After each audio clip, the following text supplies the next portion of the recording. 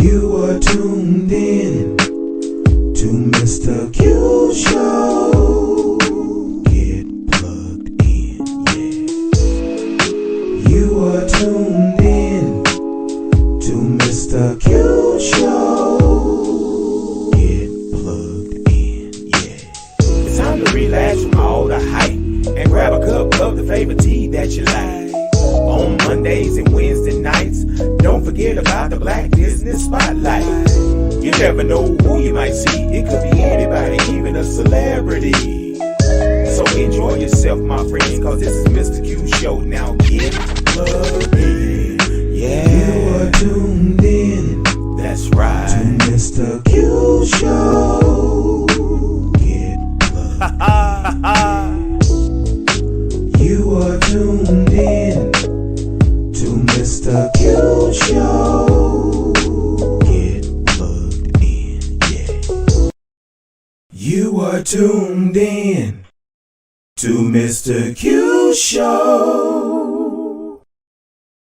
Good evening, ladies and gentlemen. Hey, this is Mr. Q, and we are at the Mr. Q's Plugged In virtual show. Listen, where every week we're spotlighting and we're also speaking with people who are doing positive things in the community and worldwide. So tonight we have a special night. We have three great authors, and I'm sure there are a lot more authors a part of this book, but we're going to talk to these three young men tonight, and we're going to talk about the impact of influence. Now, look, we're not going to prolong the time. I'm going to bring these young men in because we're ready to get right into it. Ladies and gentlemen, you share the video, share, and tune in to the Mr. Q's Plugged In. And as you know that we're not on Facebook tonight, but we will be on Wednesday because we're starting a new stream. So share the video. You all tune in. Matter of fact, remember, I want you to subscribe to the YouTube page. Click that bell so when I'm going live, you'll know that I am live. So right now I'm going to introduce a young man like he was on our show a few months, maybe a month ago. And you know him, I know him really well. And we always talk about this. But ladies and gentlemen, listen, I'm going to introduce you to Mr. Chip Baker. There's Mr. Chip Baker. How you doing, sir? What's going on, Q? How you doing? I'm doing all right, man. I'm doing all right. Hey, so you all are doing great things, man, with this the Impact of Influence book here. Yes, it's crazy. Idea came to me a little while back. Guy reached out to me, a good friend of mine that I know has a publishing company. He was like, "Hey, you're connecting with some amazing people, and blessed and fortunate to come across paths with some good folks to learn from. You ever thought about putting some of those people together in a compilation book?" I was like, that is a good idea. And so got 17 guys, or 17 total guys, 16 other guys, put it together. And really in the book, we're just talking about something or someone that has impacted us in our life, the lessons that we've learned from that, and how we're using those lessons that we learned to help make our world a better place in a positive way. Man, that is some awesomely good stuff. Hey, and you got some great men tonight. I had a privilege of speaking with them just a little bit before the show. Listen, you already know. Listen, I'm a professional comedian, first of all. I'm sorry. I should have warned them that before they came on. But listen, we're going to have fun. We're going to talk about the impact of influence, because influence, we talked about this the last time. Influence can be negative or positive, So, but we're going to talk about the positive influences that we had in our life, and I want to hear what these guys got to say. So I'm going to bring in Mr. Victor Pisano. Mr. Victor, how you doing, sir? Hey, man, I'm as happy as can be. How you doing, kid? I'm doing pretty good, man. Doing pretty good, sir.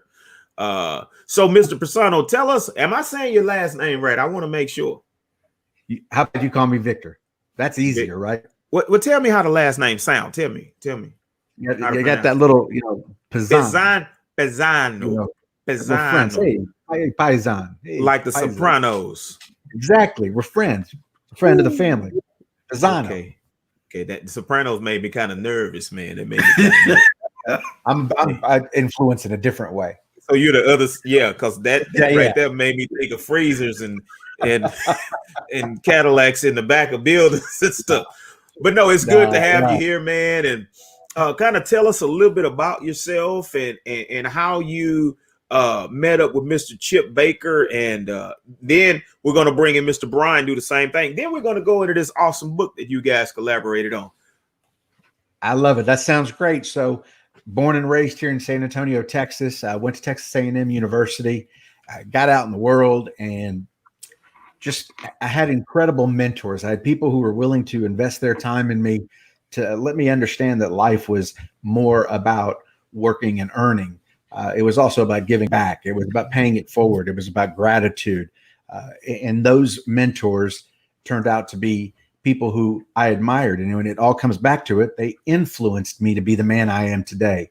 So I wanted to step out of my shell and pay it forward. When I got to the right point in my life in 2017, I started a company called Charge Up.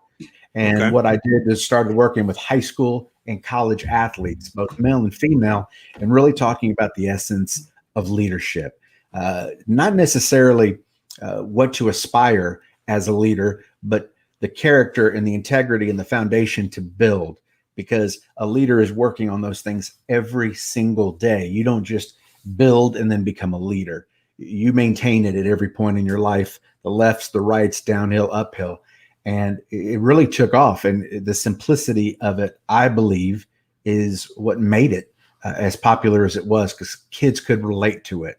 They understand, and I helped them understand, you have a gift. Now, what are you going to do with that gift? Are you going to spike the ball? Are you just going to look in the camera and throw numbers up? Or are you going to give back? Am I going to see pictures of you volunteering? Am I going to see pictures of you being a good teammate? Am I going to hear these things from your coaches? And it was truly fulfilling to me. So taking it a step further, got involved with John Gordon, an incredible influence, an incredible author, and had the absolute pleasure of meeting Chip back in 2018 or 2019. And it was crazy because Chip's one of those people who's just a magnet. And you are immediately attracted to him. You shake hands, and first thing he wants to do is get to know a little about you. He's just very selfless. Chip is a giving person. And we immediately kicked it off. Like, I knew Chip was somebody I wanted to be like. We had that like-mindedness. So, we both worked together on collaboration of projects. We talk all the time about ideas. He influenced me. He made me grow. He made me think outside the box. I hope I was doing the same to him. And then he asks me about writing a book, knowing that, hey, this is a dream of mine. But see, that's Chip. Like, he's that servant leader who wants to do good for others. He has books under his shoulder. He knows exactly what it takes, but he wants to bring other people in. So, Q, I am so blessed that God brought Chip into my life, because it's opened me up to so much more. And he's one of those 5 people, that inner circle of FIST.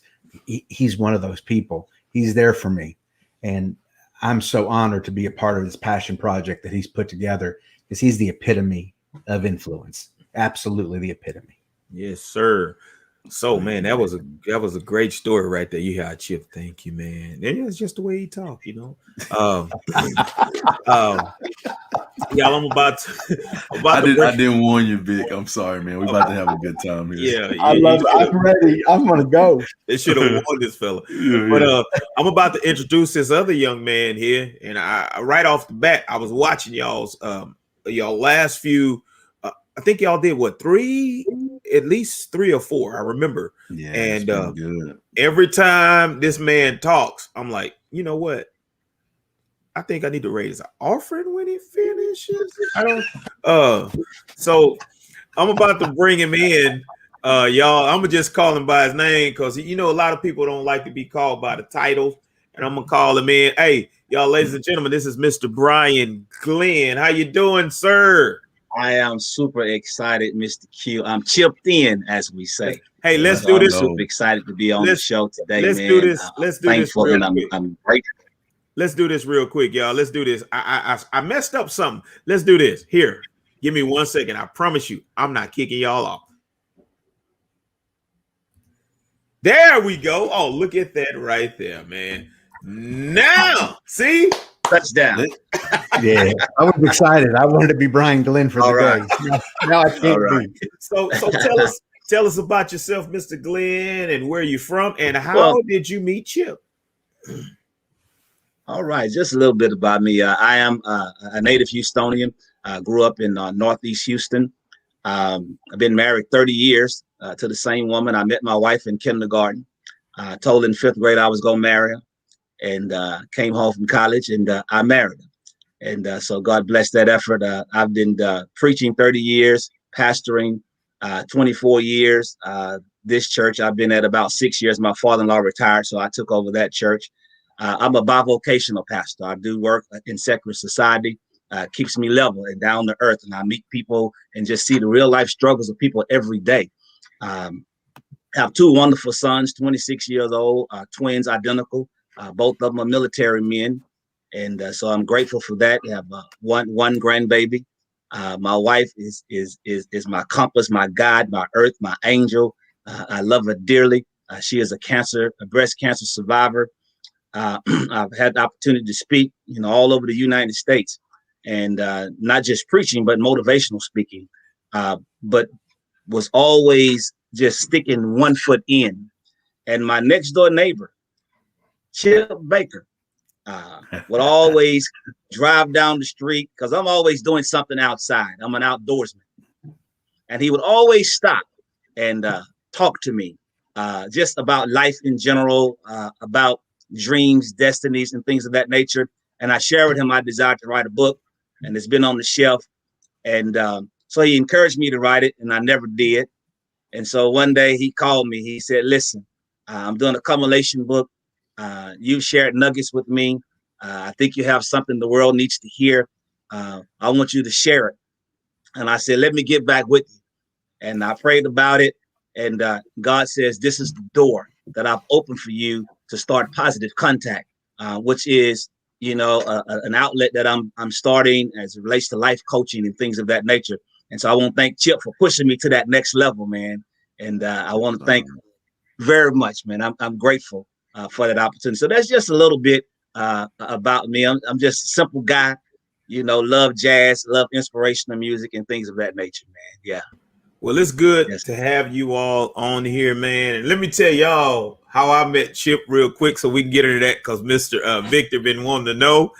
I want to say about 40 years ago, about 40 years ago. How old were you when you moved down there, Chip? Yeah, Five or six? Okay, Yep. Chip. So it's about 40 years ago. Mm-hmm. Chip moved to my hometown, and I was the only child. He had a sister, but he was the only boy. And my mom met his mom somewhere or another. They were at a church or something, and they had a prayer service, and she invited my mom over. His mom was a great musician. She was my mentor. His mom was actually my mentor. Taught me how to sing, not to be afraid, get on the mic, do your thing. Taught me how to. I mean, she taught us. His mom was a big pillar in the community. She helped my mom with her education. But me and Chip, we go way back. We wrestled together. He used to box me all the time. Hey man, let me show you something. And he go get some gloves. His pawpaw was a professional boxer at the time and a police officer. Yeah, man, we had fun. I used to go over there and eat, and we if he had it, I had it. If I had it, he had. That's just the way, like a family, And as we got older, like we never, you have those people that you grow up with just because you don't see each other every day, you still have that connection. And that's how me and Chip are. If I see Chip, we walk down the street. If I'm jogging and he comes to Hearn, if I'm, when I was down there, we stand in the street and talk for hours until, it's time to go home. We stand and talking. He played sports. I really didn't play too many. He tried to teach me how to play baseball. That ball hit me in the eye, and I didn't want to do that. I'll tell y'all the funny thing that's significant about now. We just saw, was it Coming to America 2? And I know he probably did the same thing I did. Like we were the first ones, I think, literally in the city to watch that because we rented it from Video Magic, and we played that thing. We played that movie 100 times. So honestly, when the movie came out, I said, I wonder if Chip is watching this movie, you know, and Yes. yeah, because you know, but those are times like that, y'all, when you grow up, like I said, the impact you all are talking about, I believe it, because one thing about Chip, he never changed. And he did talk to me about the book. I'm sorry, fellas. At the time, I had to buy something. And it was something probably because I'm a filmmaker. So I probably wanted to buy a lens or something. I was like, man, you know, I'm going to get on the next book. Because I was like, book, lens, book. But y'all, I hate I didn't get to be a part of this book. I'm definitely going to be a part of the next one. Because impact to influence is a great subject. And we talked about it all the time, you know, Yeah. and we've had some great influences in our town. And that's probably why Chip remained on that straight and narrow as far as like with the personality and the integrity that he had as a kid. He still has that, you know, to this day. But you guys, man, y'all have met a great guy. Y'all know that you met a great guy, and like I say, it's good to see how he impacts all of these other guys, and I'm sure y'all impact guys, and that's what it's all about. So I want to talk about this book that's coming out. Folks, it's not out yet.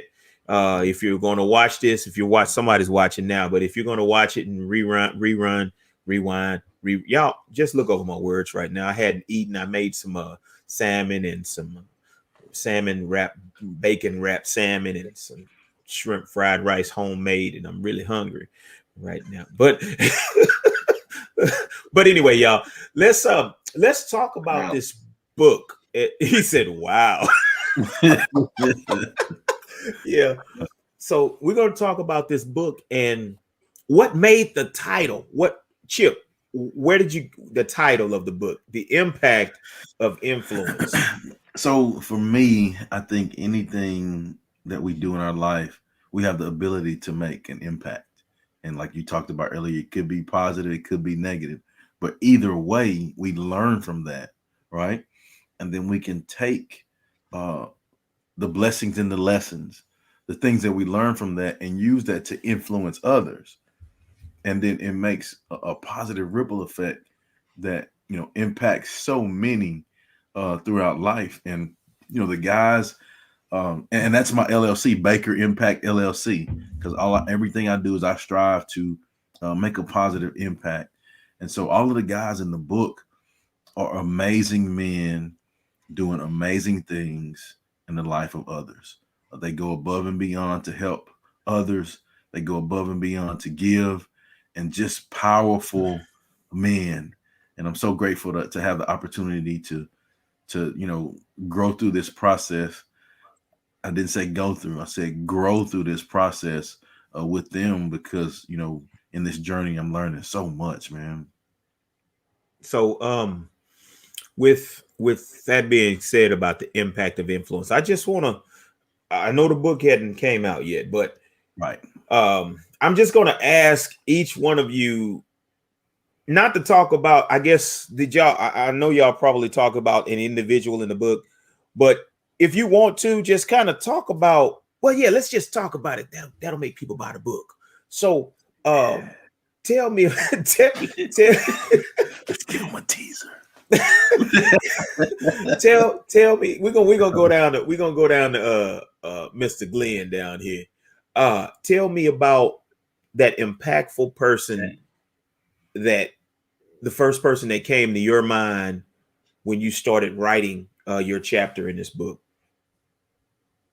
Well, for me, it was my high school football coach, the head coach. Many men have impacted my life.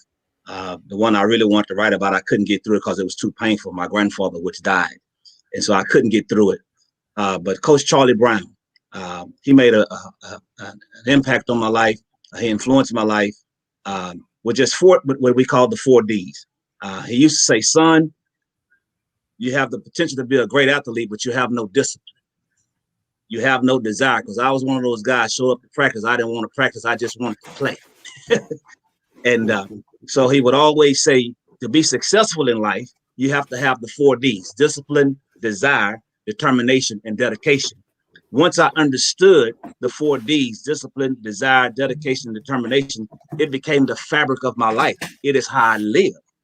So I live a life now of discipline, desire, determination, dedication in everything I do. Because even in your marriage, you got to have discipline, desire, dedication, determination. Even in your business, in every relationship, in every walk of life, there must be discipline, there must be desire, there must be determination and dedication, to be successful, to be a person of significance. And so Coach Brown inspired me with that. And every day before practice, he would say, gentlemen, you must have the 4Ds: discipline, desire, determination, and dedication. And I never forgot it. It literally changed my life once I understood it and how far I could go with it. So I try to display the 4Ds in everything I do, even in my parenting. You got it. You got to have it. It'll take you very far. So he is a great man. He's well known here in the state of Texas. Every Chip knows him. Everywhere he's coached, he's been successful, won state championships at every level he's been at. And so he's an old man now, but that impacted my life because just growing up where I grew up, I saw a lot of things, wanted to be a lot of things, and be like a lot of people because you're in that environment, and so you become influenced by those people, and then to have an educator to see your potential and invest in you, and pull out of you the potential that they see in you, and then push you to the next level. You just got to give back to other people because if you're leading, you should be influencing. And the people that you're influencing are influencing other people. So are you making a positive impact or a negative impact? Because the influence you have will influence not just your immediate circle, but their circle as well. And so I take pride in living the 4Ds. Like I said, it's a part of my fabric. They are the essential elements of my being, of how I live, of how I treat my wife, So he inspired me. Once the book comes out, I'm gonna drive down to his ranch up by A&M and sit down, have a chat with him, make him laugh a little bit, and just share the book with him because the chapter is about him and how he inspired me and how I live the 4Ds. Yeah, that is some great stuff. That's what I'm talking about. It's like, and we're I don't know how old you guys are, but I know I'm older. I mean, not really old, but when I've been down to tie my shoes, I start breathing hard, all that good stuff. But yeah, I want to say, like, we have the impact of the influences that we had as kids. Chip, no, because you were tired. You were breathing hard when you tied your shoe this morning. You thought about it, didn't you? You thought 30 about years you've been breathing hard. Man. Get your backache from brushing your teeth. That ain't good. This ain't about me, y'all. So we had those guys that and they always hit you with something. It was always something, whether it was a cliche, whether it was don't get no wooden nickels, just different stuff. And when you got older, you was like, what is a wooden nickel? Okay, I got 5 kids. That's a wooden nickel, So those different things you learn, simple stuff. Like my grandfather was one of the ones who influenced me. He taught me a lot of things. I tell people now, you put me in the desert, I'm not starving. Something is getting eaten, and I'm finding some water, something to drink somewhere because my grandfather taught me, all these different things. And then we had like Mr. McDaniel, a principal. Yes. And I promise you to this point right now, if Mr. McDaniel walked in the room with me or Chip, I guarantee you see how he just fixed his jacket? No joke. No joke. Mr. McDaniel, they said the big man with the big stick. That was Mr. McDaniel. He reminded me of the man of Walking Tall. He was that principal that had that stature. He taught you how to speak correctly. He taught you how to stand up straight. He taught you to tuck your shirt in, boy, and put that tie on right. Wear your jacket when you go into your graduation award ceremony. All these different things. But I'm not talking about my impacts of influence. We're going to go down to Mr. Victor here. who wouldn't let me pronounce his last name because he said I didn't say it right. Ladies and gentlemen, Mr. Victor, tell us about the influential individual that first came to your mind when you began to write your chapter in the book.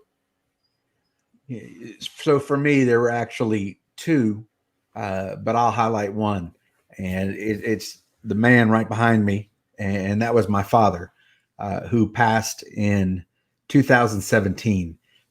He was my mentor. He was my life coach. He was at every football practice, every baseball practice, and the games. I mean, that man was he was bonded to me, and he taught me character and integrity. But he also taught me levity and things that are most important, like vulnerability and honesty. And I always wanted to be like him. So after graduation from college, he has a successful business. And of course, he has me work somewhere else for a year, get a little experience. And after that 1 year, I'm able to come work for the company. So I remember I walk in and I got my suit on and getting ready to meet. And I know I'm going to be some bigwig. I don't even know my title yet. I can't wait though. And he hands me some business cards before everybody sits down, and I sit down and I kind of open the box up and I look, and cute, my title is somebody. Like it says Victor Pisano, and underneath it says somebody. Wow. And I'm like, this must be kind of a funny joke for the rookie. Everyone's going to laugh here. So we sit down, and my dad says, I see you opened your cards up. You got your business cards. It's like, yeah, but they say somebody on them. And other guys around the table, they start laughing. And they're like, I don't get this. Like, so this isn't a joke. This is real. My dad said, absolutely, it's not a joke. Tell them. And one of the men looked at me and said, hey, if we say somebody didn't show up today to the restaurant, somebody needs to cover that. You're somebody. When you hear, hey, somebody's got to take that trash out, you are somebody. If you hear about somebody's sick and they got a lot of work that needs to be done, somebody's got to cover for them. You're that somebody. And I realized when I looked around the table, everybody's business card said somebody, because in his mind, you don't need a title. What does a title do? Make you feel good? You're going to earn more respect by being somebody than you are being the vice president or the director of something. And if you get used to understanding that you'll earn more respect and more trust by getting in the trenches with anybody and everybody, even if you got to take that suit and tie off and you got to go and you got to roll your sleeves up and get to work, it was something he did all the time. Successful as he was, he never, ever knew how to work a computer.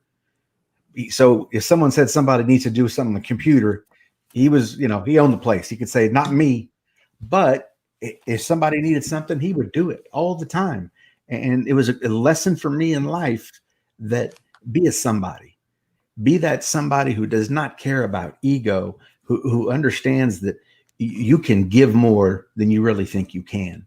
You just got to be willing to let go and do it. And he was an incredible role model. And for me, he was influence. And that's where my thought process began to really foster the idea of how that chapter was going to be structured. Wow, that's powerful. Somebody. Man, I would have took that as a joke. I did. hey, but after you thought about it, you're like, wait a minute, hold up. So pretty much it's like you had one of those situations where you were taught a lesson without even knowing you were being taught a lesson at the time. And you just said it. You'd rather be somebody than to have that title. And you think about it like, hey, can somebody get the door? Can somebody help me with this? Or can somebody that makes you feel important? Wow. Yeah. That made me think a little bit. Yeah. Versus saying nobody ever says, can the vice president grab the door?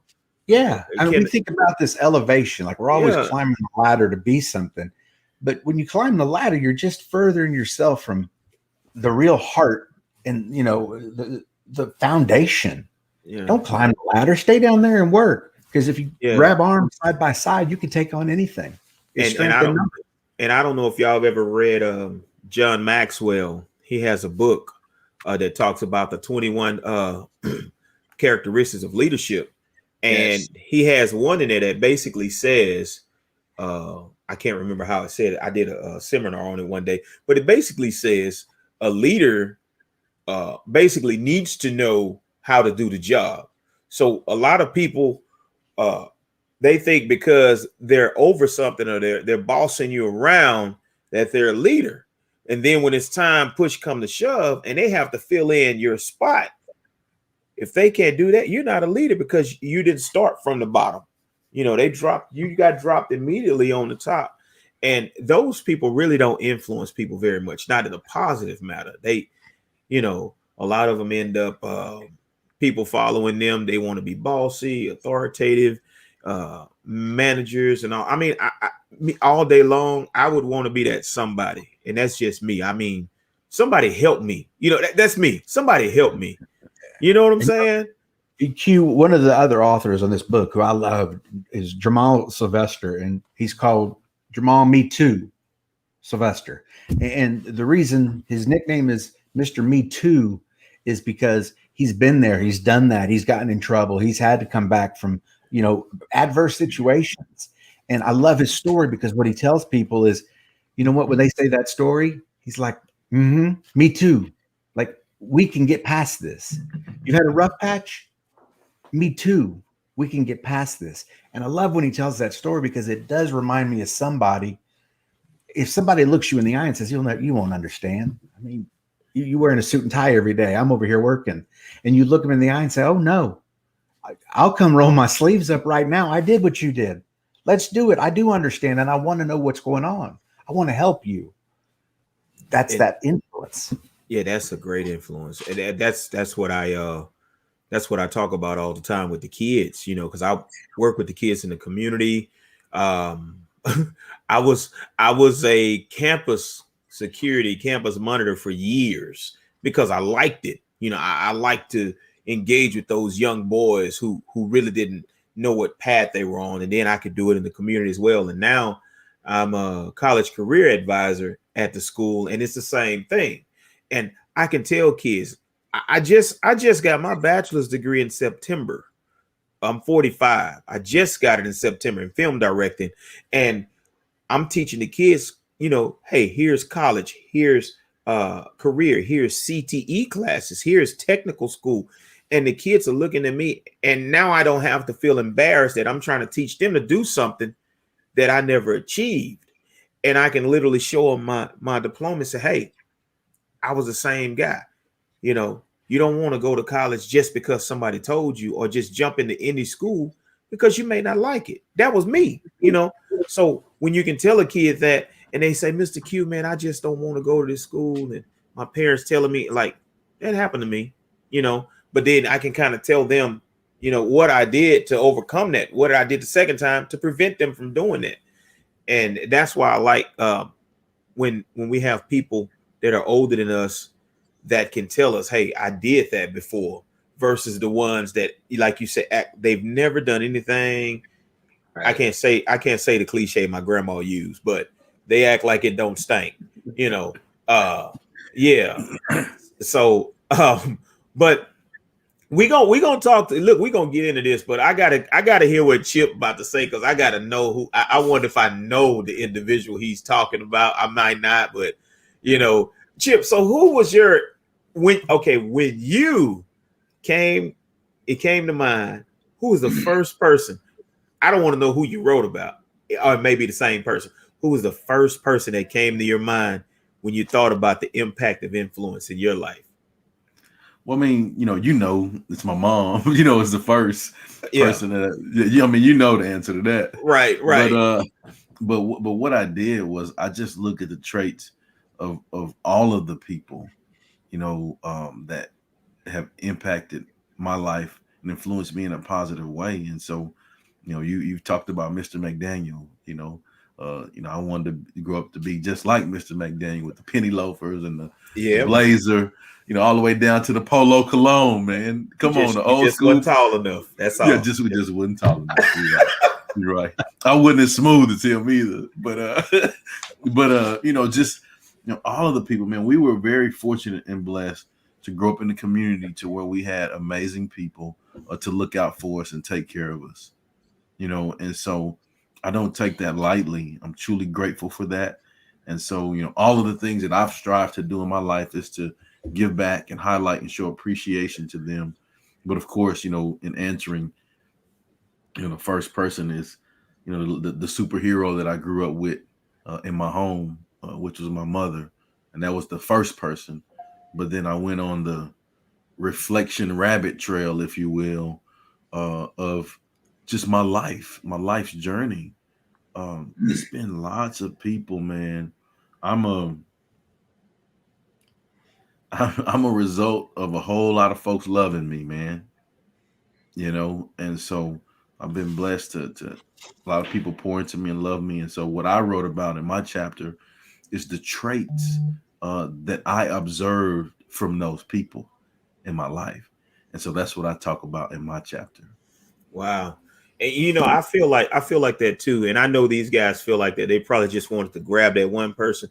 But I kind of feel like, I don't know if y'all remember the cartoon Voltron. You remember Voltron? Remember Voltron? Okay. Yeah. And you had the different parts of the robot when it came together. And were they cats, whatever they were.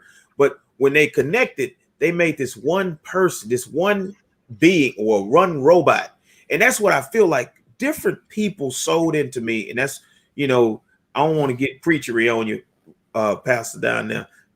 But different people sold into my life as a kid. Yes. I could say my dad was one of them. My grandfather, you know, couldn't go wrong with grandfather and my grandmother at the same time. My mother, they showed me different aspects of life. They showed me, some of them showed me never to give up. Some of them showed me that drive and persistence. My daddy showed me, and my grandmother showed me how to love people and care for people no matter what. Then, you know, my pastor of the church, you know, who gave me opportunities to play instruments, to write stage plays at the age of 10 years old. I'm directing stage plays, which made me go on and start doing theater as I got older. Let me do my first comedy show. My chief bishop who allowed, so many people. My wife, you know, we only been together 8 years, 9 years, and we've been married like 6 or 7. But watching her, she's on here right now, matter of fact. Hey, Natalie. But watching her do what she does, it made me say, hey, this is the reason, honestly, y'all, that's the reason I went ahead and went back to school, because I felt like I'm not going back to school. I screwed up the first time. Why go back? And I was doing all of these things, y'all, all of this stuff, you know, music and filming and all of this. And my mother-in-law told me, she said, you know, you got all this going on. Why don't you go back to school? You know? And I sat there and watched my wife, how she literally, when she says she's about the kids and the passion, you see it. And I'm like, man, I want that same passion. You know, the stuff that she watches or the stuff that she reads or the things that she do could be boring to other people. But there's somebody watching her, because she runs into kids all the time and say, hey, I remember when you said, and y'all, I'm gonna tell y'all something. It's something about, and I know y'all had it before, it's something about when you can be in public. You go to the grocery store, you go to a game, you show up somewhere and the kids say, hey, Mr. Q, what's going on, man? And I'm like, who are you? Man, man. And they'll say, man, you remember when I was in juvenile and you told me to stay out of trouble? Man, I got kids now. I got a wife. I'm like, what?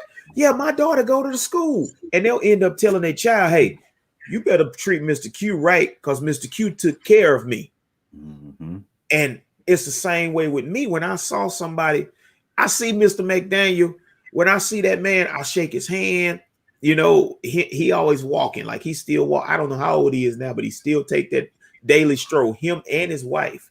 You know, when I see them, I'm like, how you doing? He said, man, I'm proud of you. And I'm like, you can't see me because you're not on Facebook, but he still knows what you're doing, because they keep in touch with those kids that were either the ones that stood out a lot. I wasn't a troublemaker, but I wouldn't sit down in class. I was always up, you know, and and I used to go to his office for that wood every now and then, you know. But But like I say, it's something about that feeling when you know. I'm gonna tell y'all the story real quick. I was playing at a funeral, and this young man got killed by a baseball bat. I guess he was drunk or something, on drugs. I don't know how the story went, but he was on something, and he got killed by another man, with a baseball bat. And they had the funeral that day, and he was gang, whatever, gang related. So that day at the funeral, I'm on the organ and I'm playing, and the pastor comes out with this blue bow tie on, but everybody else in the congregation red. Everybody is a sea of red. He was buried in red. He had red on. Everybody red. Choir stand red. The pastor, the only one, walk out with this blue bow tie on. So I'm sitting up there and I'm watching them, how they looking at him, and this one guy in the choir stand is like staring at me. And I'm like, man, whatever you do, I ain't do it, man. Because y'all, I'm looking around, and I got a little nervous because I'm like, I know how these guys roll. It's a bunch of them. And so while they're doing it, when they're walking by the casket, he came down out the choir stand and he tapped me and he started crying. And he said, Mr. Q, you might not remember me, man. He said, man, I was probably one of the worst kids that ever came through juvenile. And I looked at him and I stopped playing the organ. And he told me, he said, man, that could have been me right there in that casket, Mr. Q. He said, but I changed my life. He said, everything you said, and he mentioned some other guys, Joe Wilbur, all these people. He said, man, I thought about it through the years. Even though I got in trouble, it always played in my head, and I was like, man, I thank God for that, because listen, this guy admitted that could have been me, so man, I'm just an influence, man, like for me to be able to influence somebody. So I know how it feels for y'all. I mean, anybody tell me about I know, because y'all know y'all experienced that. Go ahead, Chip. He got it. Yeah, man, as you were talking about that, I was thinking about a couple stories I want to share. First is with my mother, like I talked to my superhero, just like you said, my mom was his mentor, and she did great things. And but we would go in the community, like you said, the grocery store, to different places, and I would see people see her, but she not see them, right? And they would smile, like they would see her and they would smile just from her presence, Wow. or couldn't wait to go speak to her, or something like that. And that, man, that impacted me in an amazing way, because like if she didn't even see them, but they just smile, you know. Wow. And so I was like, man, this is great. And then the other one is, again, in a church story. So I had to be, man, I don't know, 7, 8, a young guy. We were at a church function in Austin, Texas. I remember where it was, in the church. I still see it to this day. And I'm a fourth generation educator. My sister and I are teachers. My mother was an educator, grandmother and great grandmother, all educators. And so we were in this at the end of this service or something. We were out there, and this lady runs up to my mother and hugs her, right? And my mom is like, she looking like kind of awkward, like, who is this lady hugging me? Do I know you? Like, but my mom, she's a good lady. She's like, hey, hello, how you doing? And the lady says to my mom, I loved your grandmother. Wow. Right? Like look her in the eye, like serious, like, I loved your grandmother. And my mom, I could tell, like, I'm looking, I could tell my mom doesn't know the lady really. She's like, oh, thank you, being cordial. Like, no, you don't understand. I loved your grandmother. And she went on to tell this story about the lady. She was saying, man, your grandmother was my teacher. Wow. And this was, back in the day before, segregation, integration, and so she was like, my family, we were very poor. Like we were just super poor. And I used to miss school, and I would miss school because we couldn't even afford for the personal hygiene things that I needed for me to be at school. Right. And she said, your grandmother was concerned about me. She came and found me. It's like, baby, why you missing school? And I eventually, ended up telling her. And she's like, your grandmother bought those things for me so that I could come to school. Your grandmother bought me a coat so that I could wear, so that I could go to school. Wow. and I'm sitting there like just looking, and I'm observing like how my mother taking it in, like blown away, like wow, just like and I'm observing the pure joy on that lady's face, and how she was overcome with just pleasantness, like just man, it was a great experience, and that experience really helped mold me to be like sparked me to be the person that I am, because like man, I want to give that to someone, like that feeling, that deal. And so man, that's one of the, when you talk about experiences that we've had, I wanted to make sure I shared that one, because man, that was one that I've seen that Wow. really impacted me in a positive way. Now, Pastor. Yes, sir. You just kind of nod your head, but listen, my dad's a pastor, and he's been pastoring since I was 5, and I know the influences you probably is you can't count them.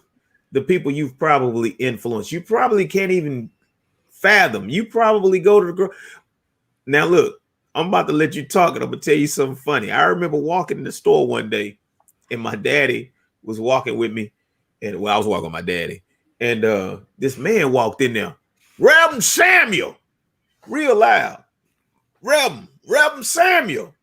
And my daddy turned around, and my daddy always tip his glasses up. You know how you do, chip you.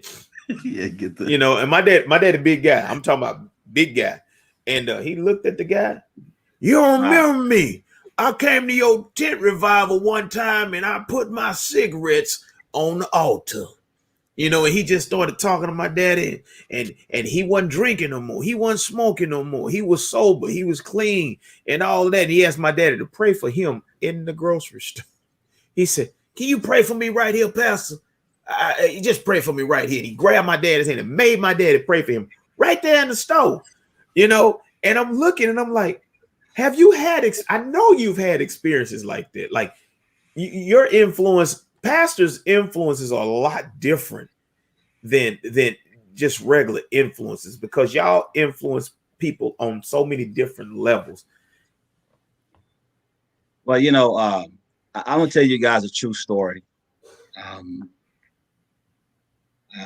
I pastored in the Woodlands area for a long time, and when my father-in-law retired, it was an opportunity for me to go back to the community that I grew up in, where I went to high school.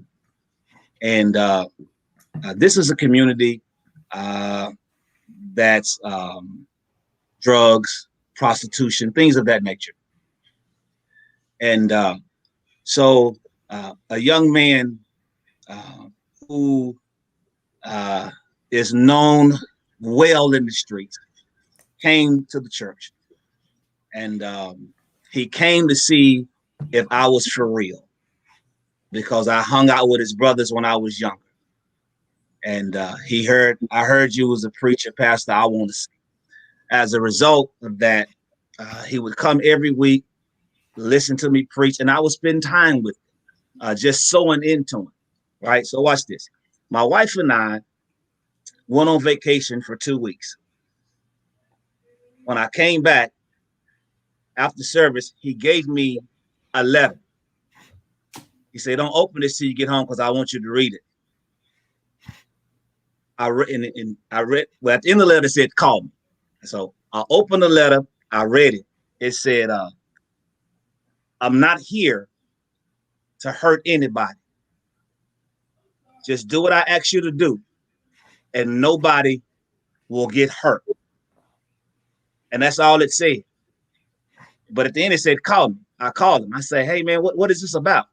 He said, "Pastor, while you was gone, I went into I drove up to Wells Fargo, and I was going in to rob the bank." He said, "But I couldn't get out of the car because all I could hear was your voice." Wow. That's all I could hear. He said, "I sat in the car and I cried." Wow. And man, that's giving me chills now, because this was a young man who had been in and out of prison. This is a young man who had bodies on him, if you know what I mean. This is a rough character that I'm talking about. At that time, he was not married, and but through just spending time with him and treating him with respect, It changed his life to the fact now he's married with 2 kids. He's not doing the things he used to do. Him and his wife are legitimate business owners now. You know, they make my shirts and hats and things. That's their business. Wow. You know, and so just because someone doesn't walk the walk that we walk, doesn't mean we can't take a walk with them.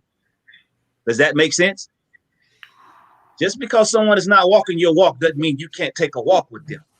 You know, and so I took the time out to pour into him, and that because we never know how we impact and how we influence people, because sometimes, as Pasano said, is, you know, we have to come down from the ladder and mingle among everybody else and let them see our humanness.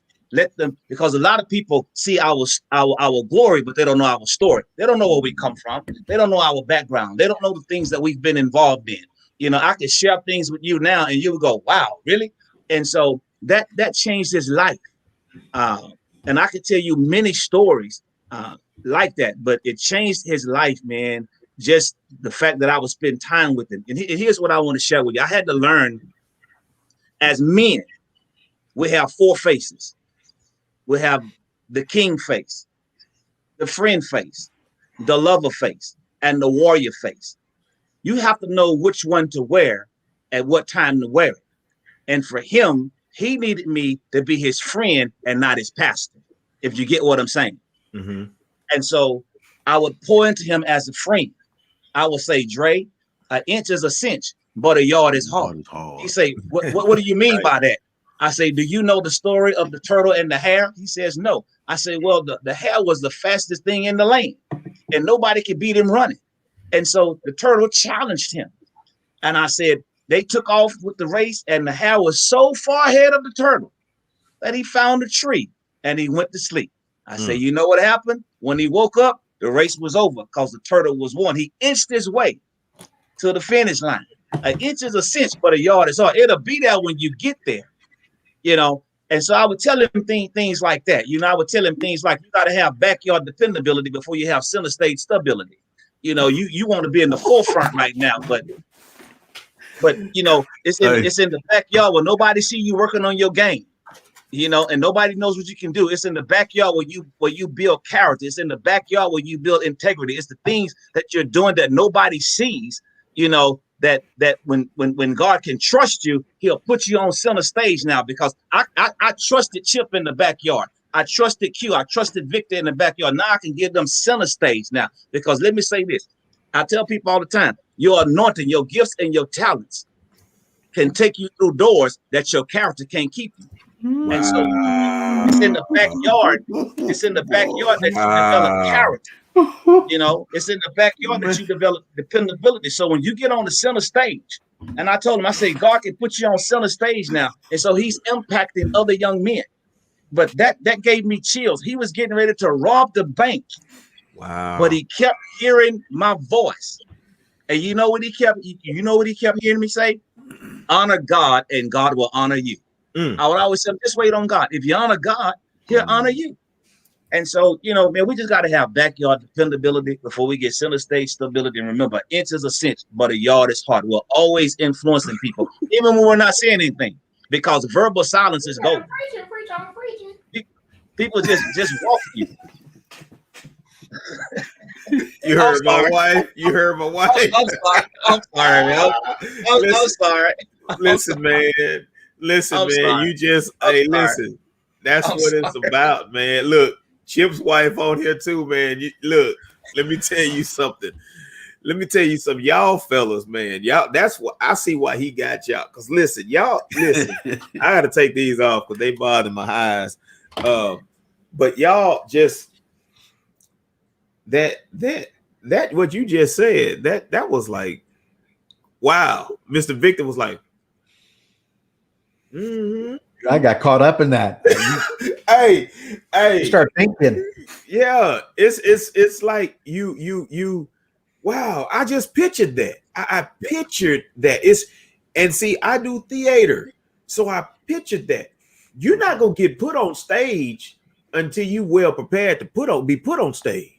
Yeah. You gotta practice first. You gotta do some work first before you get put on stage. Wow, man. You have to have That's the backyard time you pass the ability. basket. Yeah, that's the time you pass the basket when he's done, because I'm just throwing my wallet Hey, in it. listen, I was gonna ask him if he needed some Gatorade. That green kind. Listen, Mr. Victor, we gonna keep this going. Let me.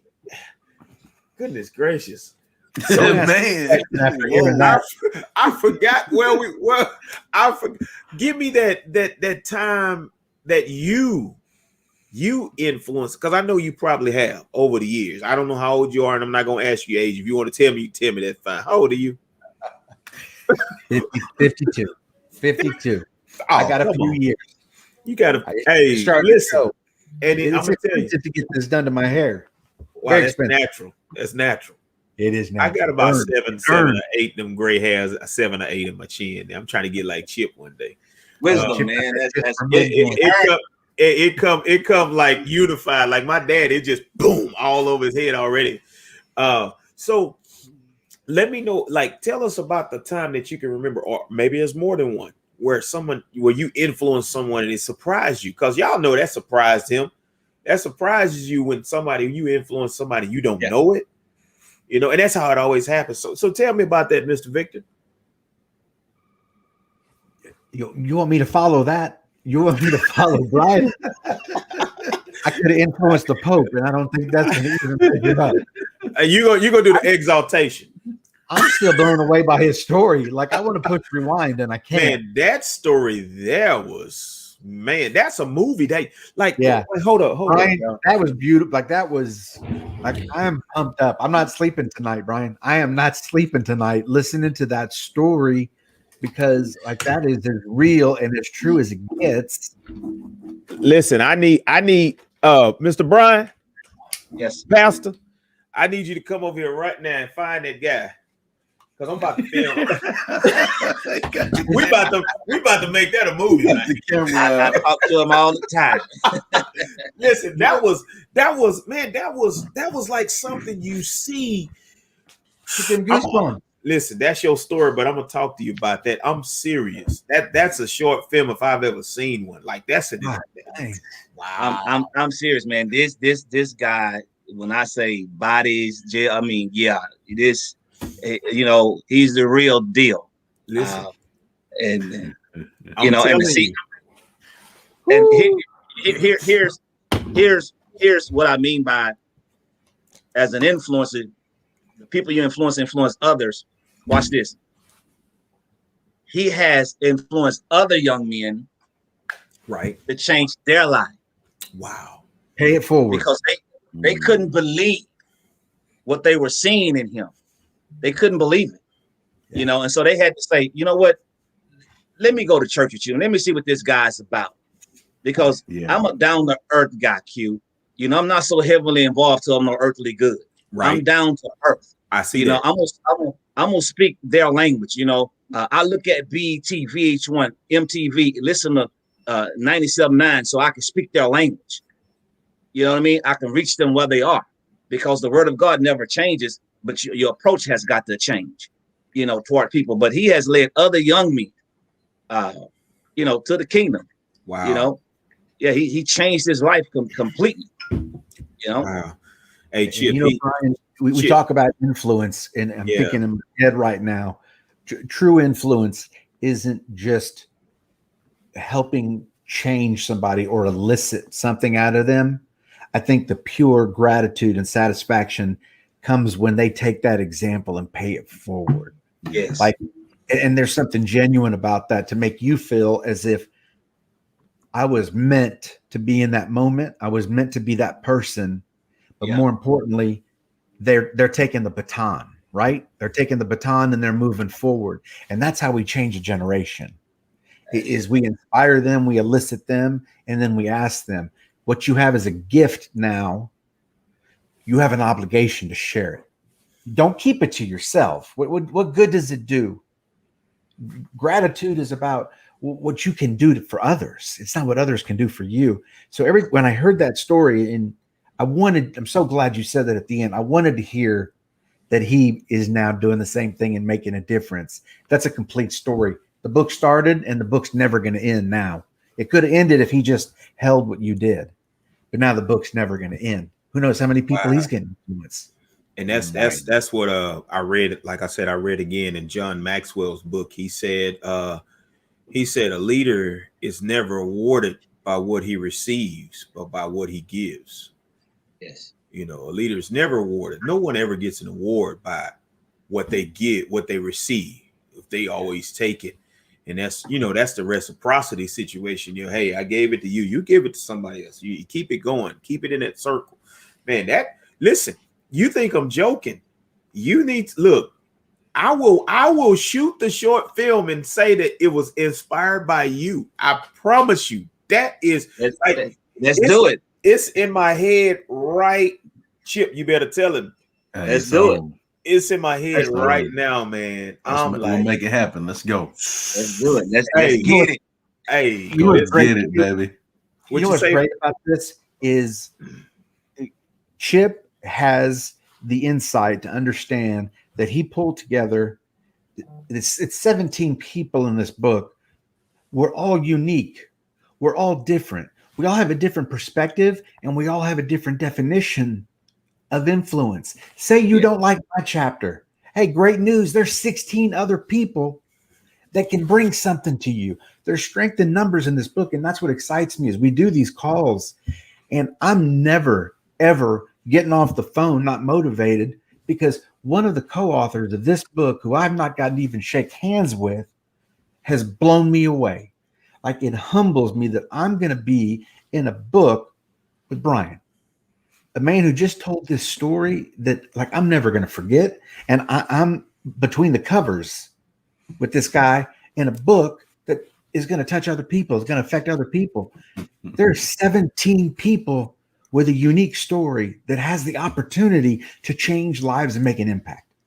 And that's Chip just thinking outside the box. Can I tell you? It's me. Can I tell you why he was getting ready to rob the bank? Why? Because he was trusting me, and I encouraged him to stop selling drugs.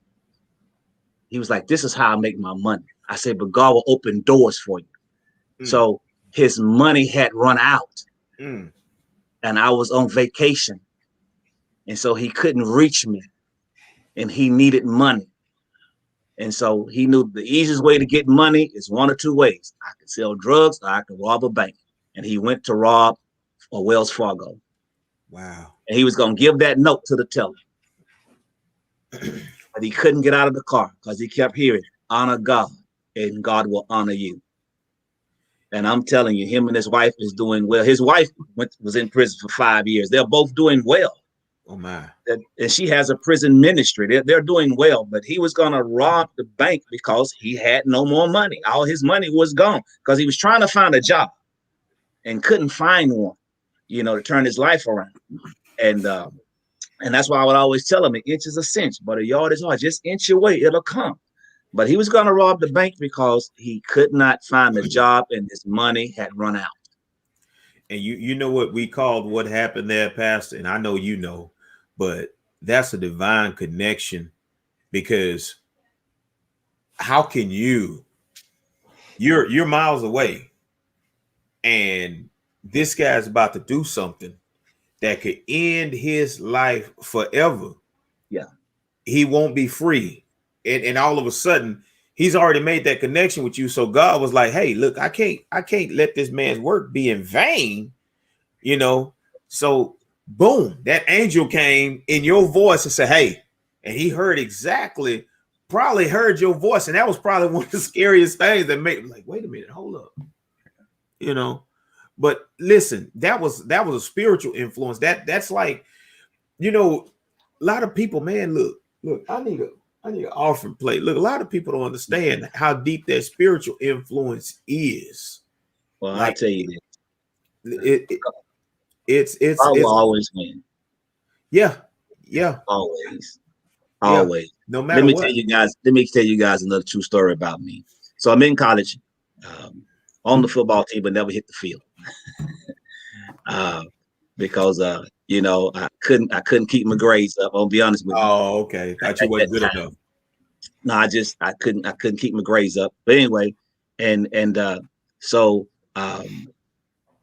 there was this place right outside of Huntsville, Texas, called Trinity, Texas, and they had this place we go to.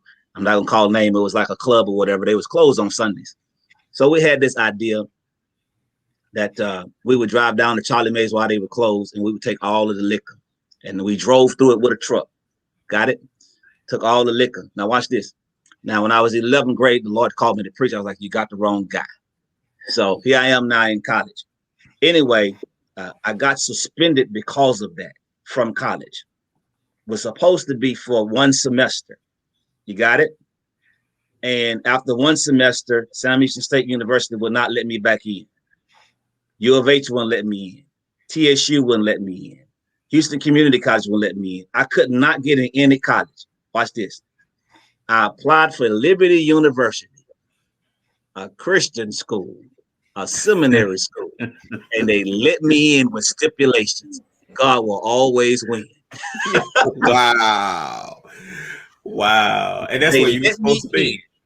That's exactly. That's where I was supposed to be. They let me in with stipulations.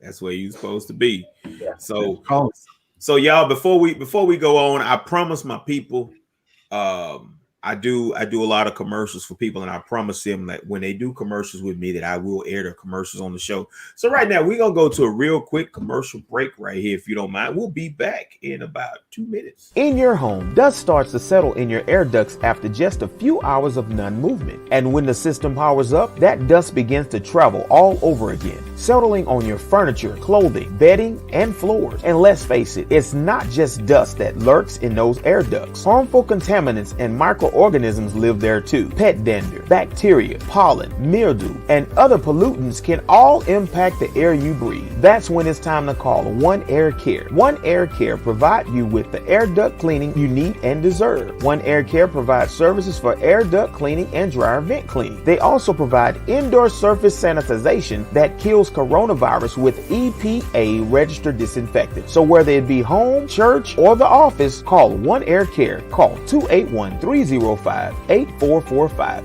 or visit us at www.oneaircare.com. Servicing the Woodlands, Magnolia, Tomball, Conroe, Huntsville, and the greater Houston area.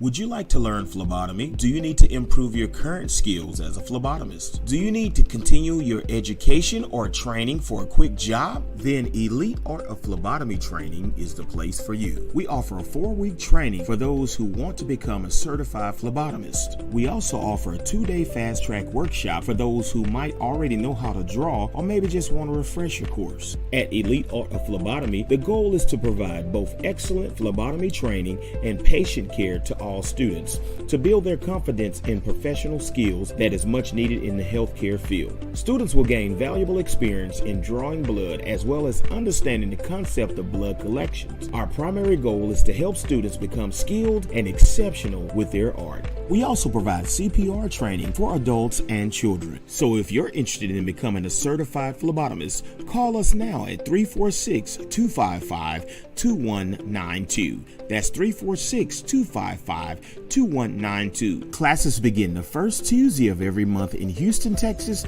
and the first Saturday of every month in Bryan, Texas. Payment plans are available, and we also follow CDC guidelines. So contact Elite Art of Phlebotomy Training today, where phlebotomy is more than a skill, it's an art.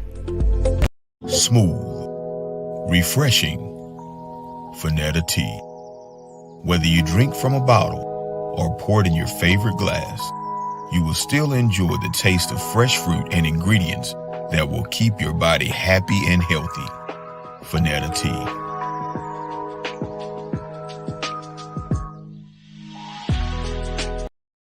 You are tuned in to Mr. Q Show. All right, ladies and gentlemen, as promised, I had to take those commercial breaks because look, people will not patronize my business if I do not. So, yeah, so we're back, y'all, right here with the impact of influence with Mr. Chip Baker, Mr. Victor Pisano. You got it, Q. You got it, Q. I practiced it. And Mr. Bryan Glenn, y'all, we are enjoying ourselves. And like I say, you'll be able to actually view this because what I'm going to do, I'm going to re-upload this on Facebook tomorrow. So if you're watching on YouTube, you're not able to see it on Facebook, it will be there tomorrow because this is a great discussion on this book that's about to come out, y'all. Like I'm telling y'all, man, I am so honored to be able to talk to you guys, especially with a vision that just came about because I was almost part of it. I was like, wow, you know.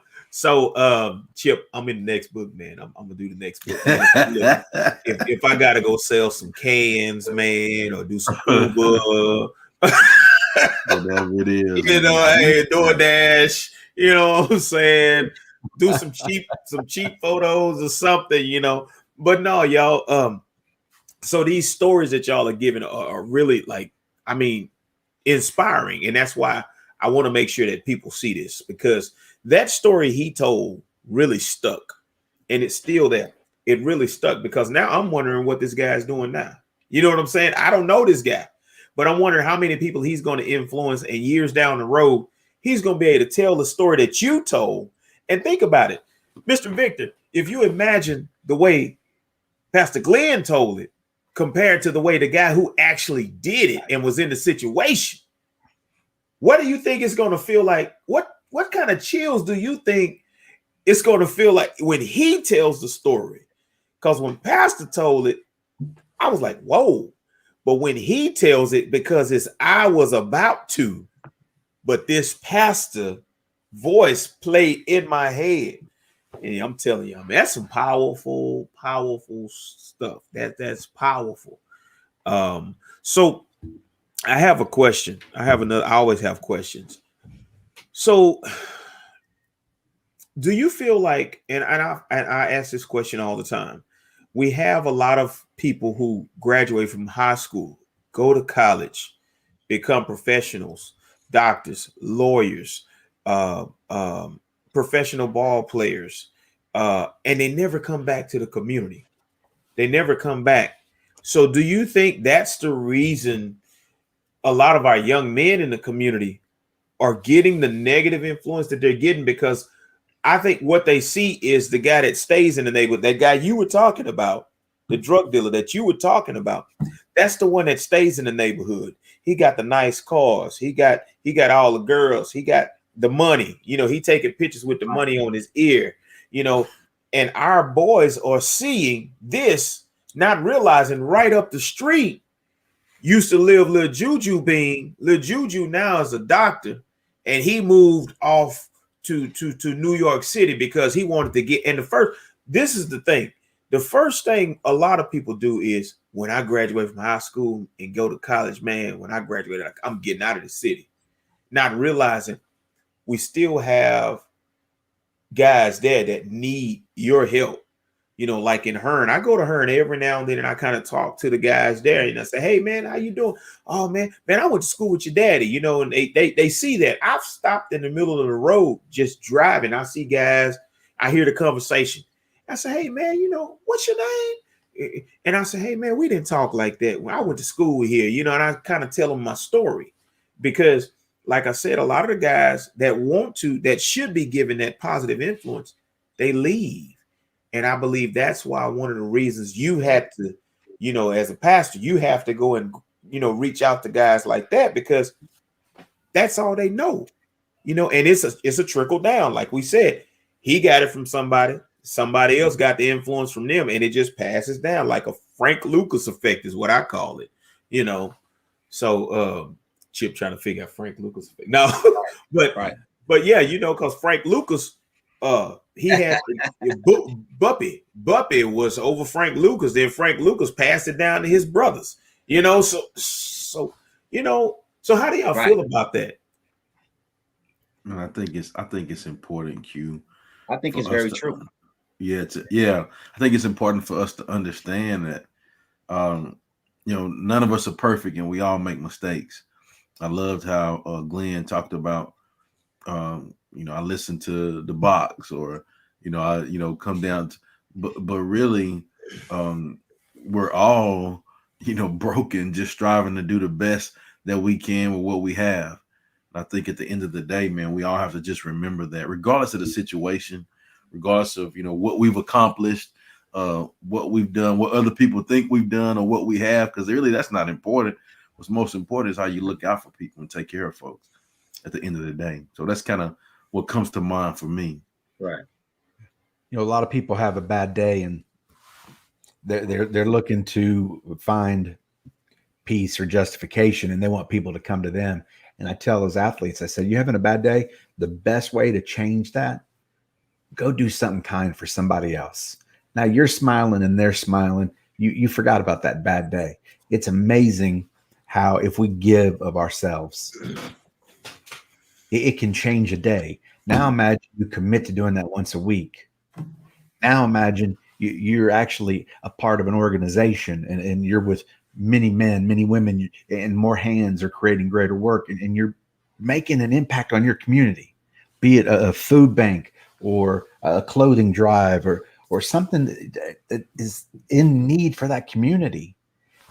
To be a part of something like that, that's paying it forward. You have an obligation to do that. We can't share the gifts that we have if we don't go out and do it. We can talk about it all we want, but you got to share those gifts. Right. And it's like, I've talked about this before. We even talked about, me and Chip even talked about this platform at one time. And I said, there are lots of people that put platforms together just so they can make some money, but when I decided to put a platform together, I currently started school as a journalist. I'm studying journalism, and my professor was like, hey, why don't you do something and start your own platform or whatever? And I was like, okay, but yeah, that's kind of boring. But then I thought about it. I said, look at the influential people that are around here that nobody really sees. Yeah. A platform like this could make an impact, whether you know it or not. And when you go somewhere and somebody say, well, hey, who was that guy that was on that show the other day? Or who was this guy? Or, different things. You never know. Like you said, God gives you a tool and he knows specifically when you're supposed to utilize that tool. And if you follow God, look, you're going to use it at the right time. You're going to utilize that tool. And there are a lot of times where we probably think about giving up, but we're influencing people. So when you think about giving up, you're like, wait a minute, hold up. Better not do that. And God won't allow you to, because if you're really working and you're influencing people the way he wants you to, he's not going to allow you to give up. He's going to give you a way around it. Here's another way you can do this. Hey, you just help this guy. I'm not going to show you every time you help someone, but you must know that you're helping someone by what you do, whether it's 10 years down the road, whether it's tomorrow, whatever, any type of way. And that's why I like when I'm talking to you guys and you're on my platform, it's like people that are on my platform, I can not judge them, but I can tell their spirits automatically. Like they're discern the way they, the characteristics and personality automatically. And everything you guys are doing is genuine. And the way he told me that story and the way Victor talks about the athletes he talked to. And like I said, I know Chip, it's one of those things to where there are a lot of great men out there doing the same thing.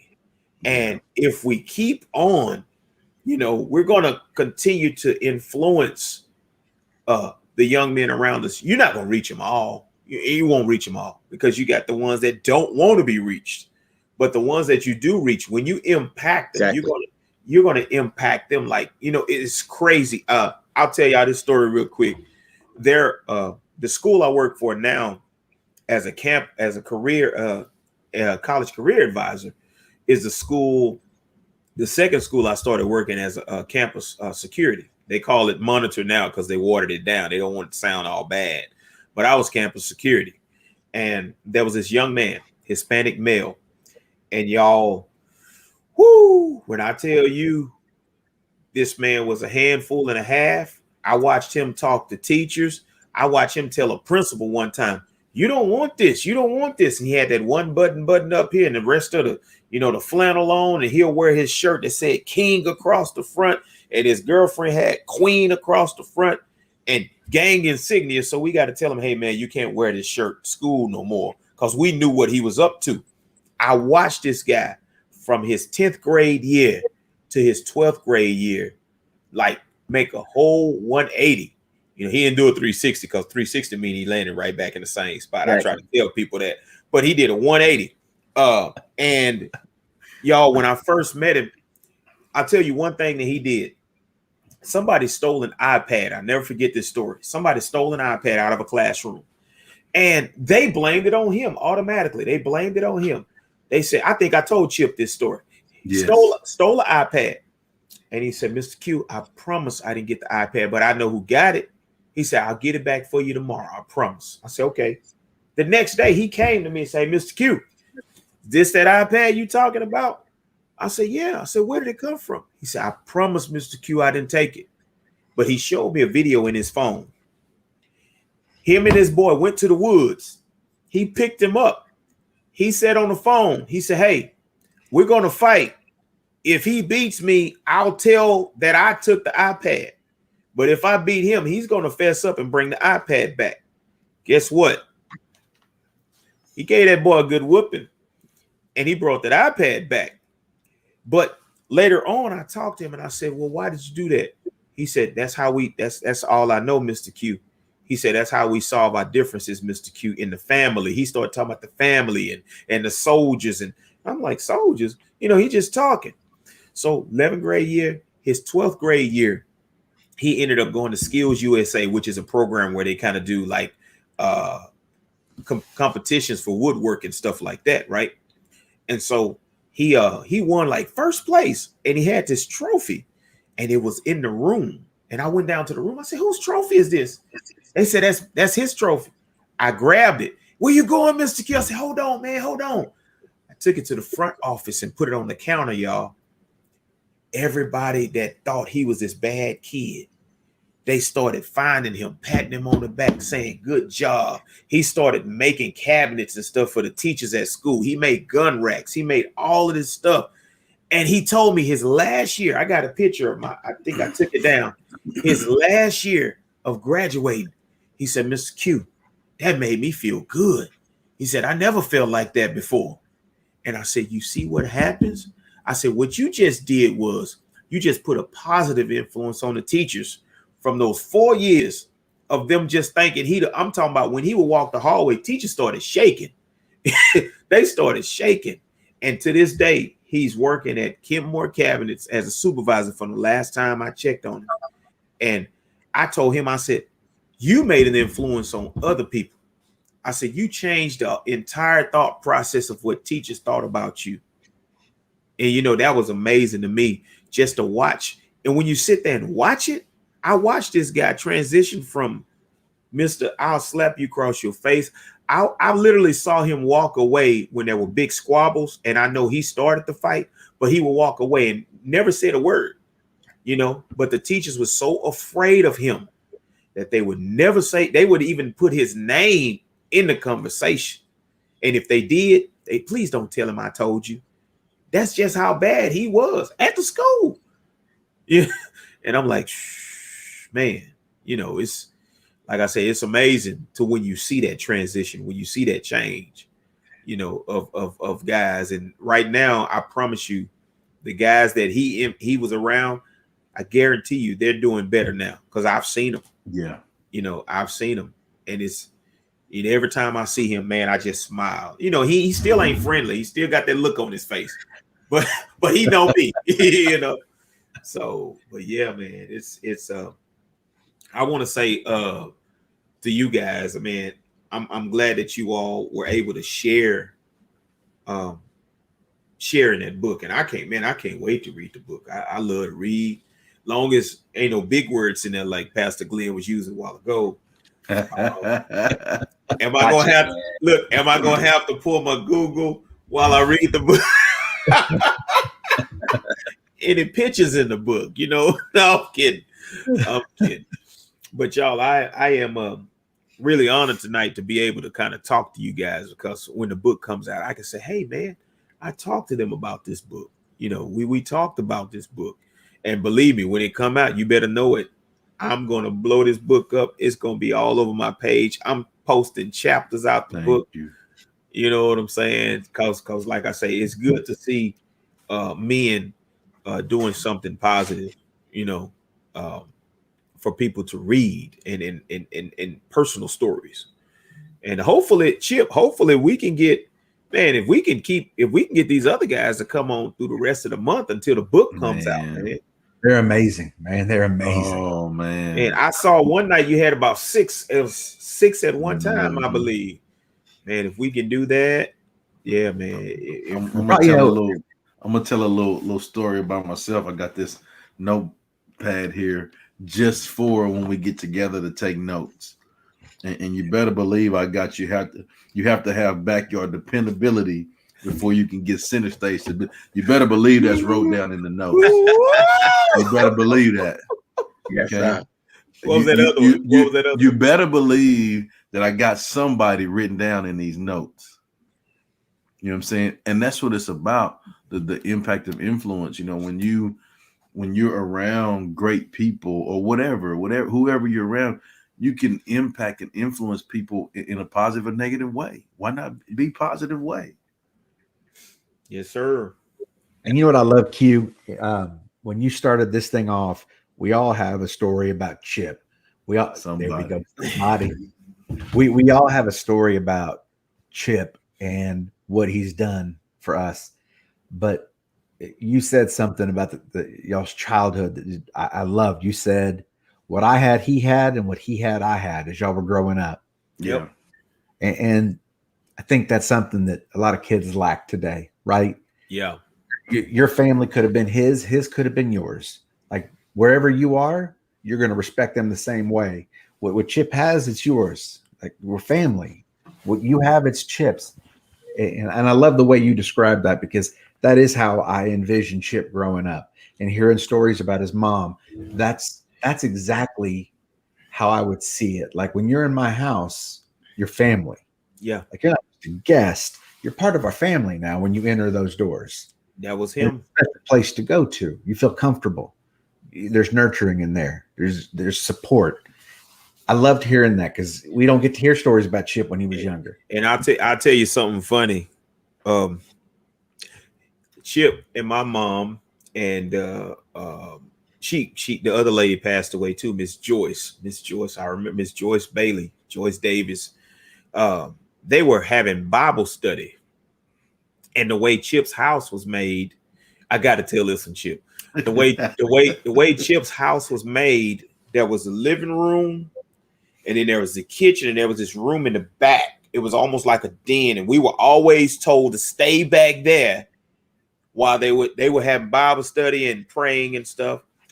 So we were keeping up a bunch of noise. And Chip's sister started crying. That was not good for us. That I don't know if Chip remember that, but we didn't do anything to her. She just started crying because she wanted to go in to the prayer where they were praying at. And Chip was supposed to be watching his sister, and we wasn't. We too busy playing. He had little games and stuff. You know, we playing games. She started crying, and I think we almost got it. We didn't get it. We almost. Now I don't know if I went home if he got it or not, because back then, they kind of wait. If they want to really get you, they wait till you went home. I'm gonna tell you behind up when your company leave. But no, I don't think she got it, because if she would have got it, we would have all got it, because it was a lot of us kids in there. And like I say, as a kid, it was like when I came over to Chip's house, his mama influenced me as well, because like it was one of those things where she would always say, "Let me see your grades when you come over." I don't know if you remember that. I always have to bring my report card to her, Yeah. If I brought it. my report card, we got McDonald's. We went to Bryan because Hearn didn't have a McDonald's. We come to Bryan, we go to McDonald's. That's my first time. His mama was the reason I ever went to McDonald's the first time. You know, I think about that because I like to eat. You know what I'm saying? You know, so like I say, we go over to the house, we eat. If Chip would come over to our house, we eat. That's just, you know, it's just one of those things, you know. And I know, like, for a fact, the stuff he's saying about his mom as far as the influence, it's all true. So if it's in that book, I guarantee y'all it's none of it is a lie. Like, a lot of times people kind of write stuff past and they just kind of add a little extra on there just to get the minds going and the eyes going. But I promise y'all, it's like the Chip you see now, like I'm telling you, the one you see now, that was a Chip back then. You know, he I don't know about the trouble that he got into because I was never around. He never let me see that side of him. If he did, he never let me see that side. But I know I let him see my side a couple of times. he just saw me get it. He saw my mama. He get it. He started laughing at me. You know what I'm saying? Chip used to laugh at me when I got it, man. That's how close we was. You know, Good times, man. Good times. Yeah, We were raised man. by some great people. Yeah. Oh, they talking. Somebody said if you don't have to walk in the same shoes as someone to have to walk with them, they walk. They taking your man. stuff, man. They taking your stuff. Oh, that's in the notes too. Boom. Oh, Somebody That's said, it. "Boom." Let's go. You know what? I'm glad about. I'm glad about supportive. Like that's Chip's wife. That's my wife right there. And it was just going. They was going the whole night. My title is somebody. Somebody. Boom. Yeah. But y'all, I'm so like, man, I'm so blown away right now. Like, I've never been lost for words. I do comedy shows for 2 hours straight, nonstop. But I'm like lost, man. It's like y'all have really blown me away tonight with this talk about this book, man. And I'm telling you, I'm ready for the book to come out. And like I say, Chip, if you want me, look, if you want to, you know, I'm on Mondays and Wednesdays. You can drop. Hey, you can do next Monday. You can do That's Wednesday. awesome, man. You know what I'm saying? Just bring those guys in. Let's talk about Man, this that's book, awesome, man. Q. Yeah. I appreciate you. It means so much to me that somebody, you know, would think highly enough of this and me and what we do. Say, hey, man, this is my platform. You're welcome anytime, right? And like, I don't take that lightly, and I truly appreciate it, man. Appreciate the love and support. But then I'm gonna even go further back, you know, just like you said, you know, we grew up, but like anything that you do, man, I you know, I support you, and anything that I've done, you've massively supported me too. Yes, sir. And that's what it's about, man. Like, it's about just, I mean, a share, a like, a comment, you know, even just whatever you can do to support, you know, just do that. Look out for one another. It don't take much. And that's how you influence. You can influence each other. You know, that's how you influence each other. You know, like I say, y'all two influence me. This one right here, and then this one over here in this corner right here. You know, y'all both have influenced me. You know, it's like, man, I wanna shoot that movie, man. I want to shoot that short film. Let's do it. 15 minutes. That's all we. I'm serious. I'm not joking. Let's get it. Let's make it happen. Yeah, man. Because that story right there stuck with me. It's stuck. It's stuck. You know. That no, he's one of many young men that I work with and have worked with. I have several of those true stories, and will allow you to meet all of them. Yeah, they can just sit down and tell you their stories, man. And that story with somebody, that card, that stuck. Man, I could just see that. Look, I could just see that card. Somebody, that stuck with me as well. I like that. He was probably like, "What is?" Oh, I thought it was a joke.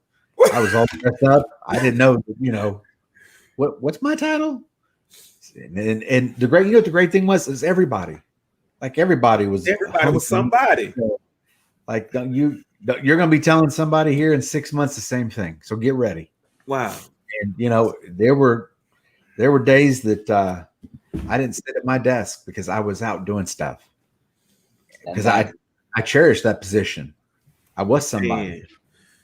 Yeah, and that let you see. It let you see everybody at that table. Everybody was somebody. Everybody Empathy. was somebody. Empathy. Yeah, You can't have empathy unless you've experienced it. You can sympathize, but you can't empathize. You got to be there. yeah. And that's a beautiful feeling. It really is. That made me think about this song that I heard. I think it was in Lean on Me. When I watched Lean on Me, it was a song called "Everybody Is Somebody," and that's all I could think about when I heard that. I'm telling you, that's just it's just some amazing stuff, man. Y'all left some amazing nuggets tonight. Um, man, Chip, y'all, like I said, this vision. I even posted something about a vision, and it said something about y'all. I don't know. It was because I'm working on this project with some kids. It's a campaign, and I went through asking people, and some people attempted to do it, but some people just literally blew me off. And I said, well, hey, would you allow your child to sing on this? And they were like, whatever. So now I went to the studio the other day, and Chip, I was blown away by these kids, man. When you hear this song, and so it let me see that if it's God's vision, He's going to make the provisions. That is, if it's God, look at Pastor. He had to put his hands down. Come on. If it's God's vision, He's going to make the provisions. So you can go out there and beat the walls down or beat the doors down all day long. But if it's God's vision, just chill out. Just chill out. Because those kids got in that studio, man, and I was like, I almost cried. I don't want no kids to see me crying, man. I was like, I feel, you know what I'm saying? I was like, oh my goodness. I said, I see what Quincy Jones felt like when he had Will Smith and Tevin Campbell and them. But now, but yeah, man, if God's in the vision, look, He's gonna make the provisions. So yes. Yeah, so I like this, man. I love it. Doc. Love it, man. So y'all got anything? Y'all got anything y'all want to say about the book, or say about, because I know you have an organization you working with, and then Pastor, did you had something you do outside of you travel and speak, right? Well, due to COVID, I don't know if you do, but you travel and speak, right? Well, yeah, COVID has slowed me down.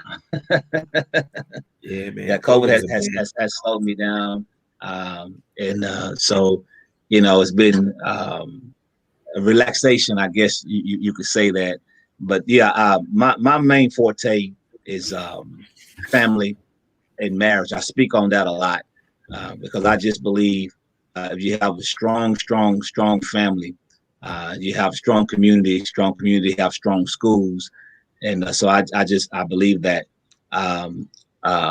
But I am outside of ministry. My sons and I, Chip has inspired us, and we're starting a company called Positive Contact, where we will be speaking to young people in the schools, speaking to corporate America, creating training modules. They have my sons have military experience, and one of them is military, but he's special military. Let me just put it that way.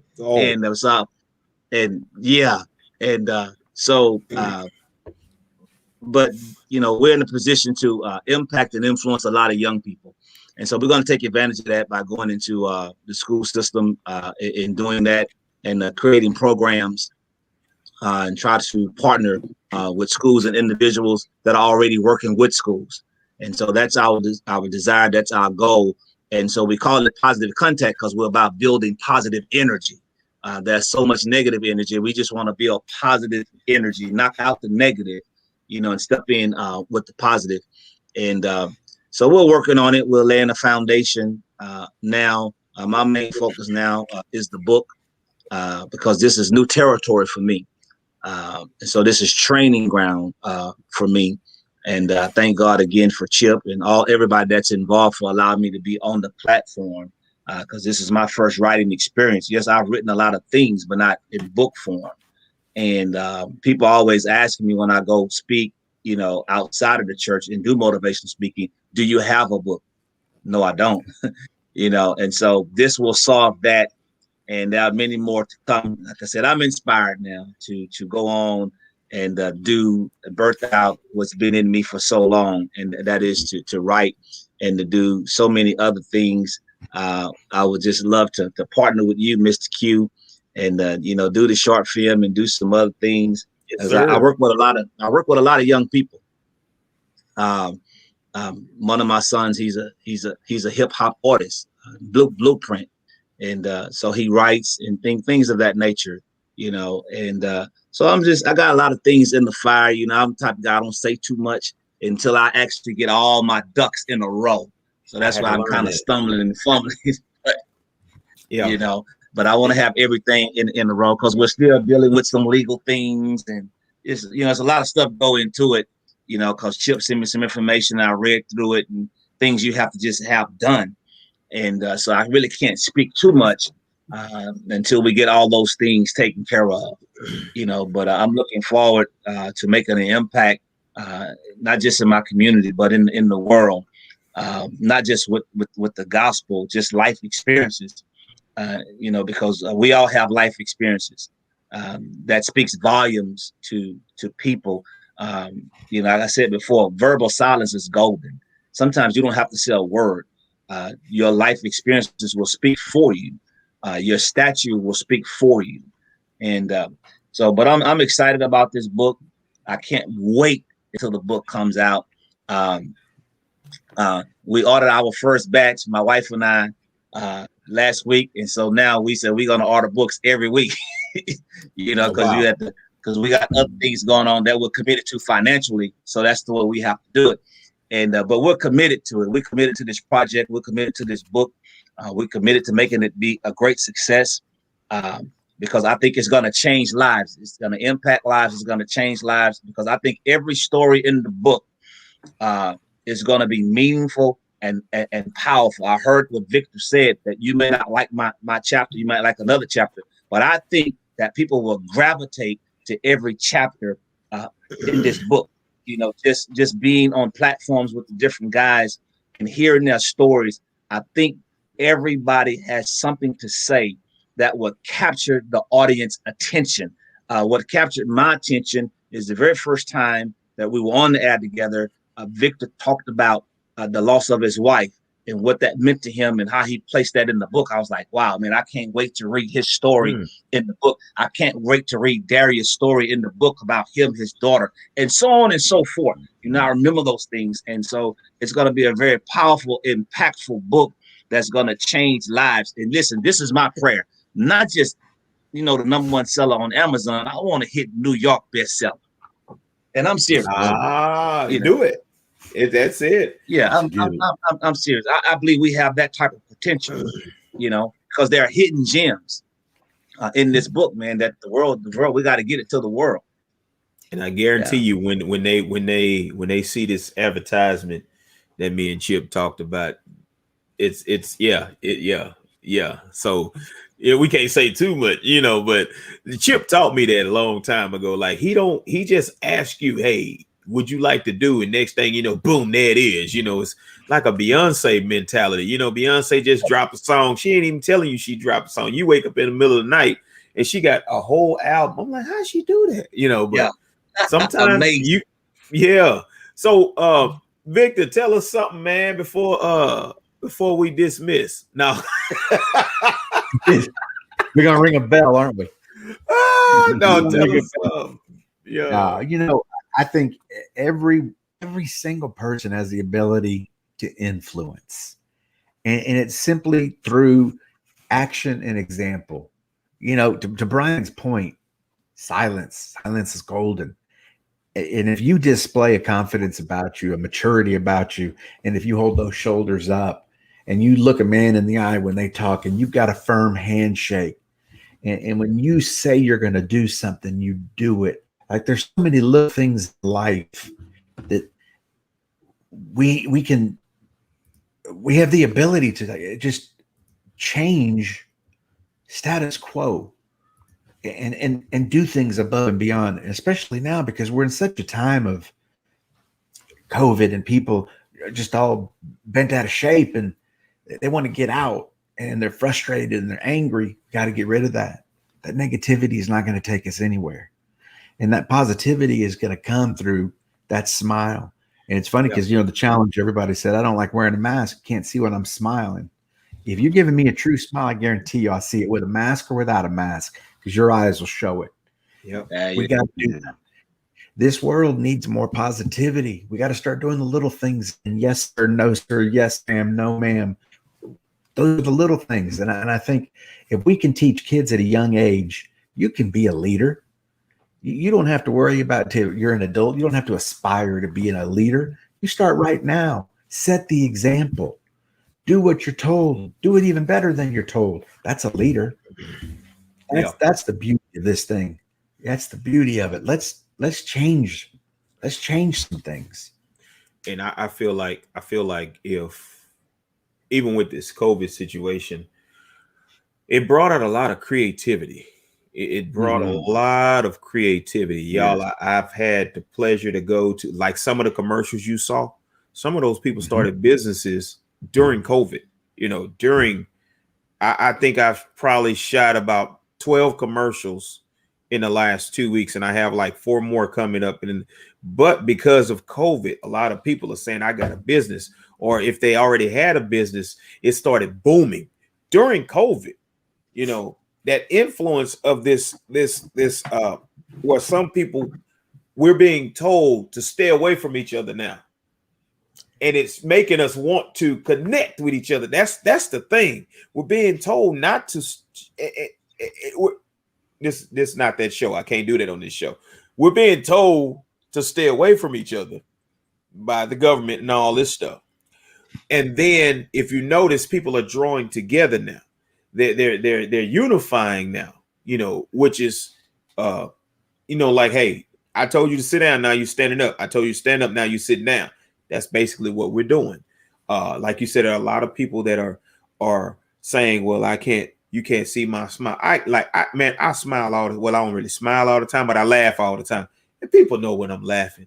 If people that know me, they know what I'm thinking. My eyes talk. My mouth don't signify what I'm doing. If somebody says something funny, I'm not going to smile. I'm probably going to do this. So your eyes tell a lot. So that mask should not stop your personality. That mask should not cover up your smile.